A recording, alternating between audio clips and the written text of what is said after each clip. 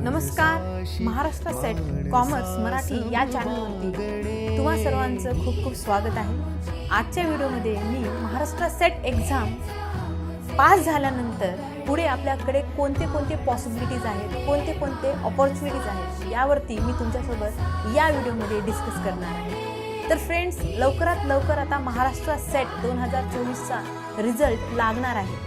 तर खूप जणांना हे प्रश्न असतो की आता याच्या पुढे काय। तर या ठिकाणी याच प्रश्नाचे उत्तर मी घेऊन म्हणजे जे माझ्या अनुभवातून मला जे समजलं ते तुमच्यासोबत या व्हिडिओमध्ये मी शेअर करेन।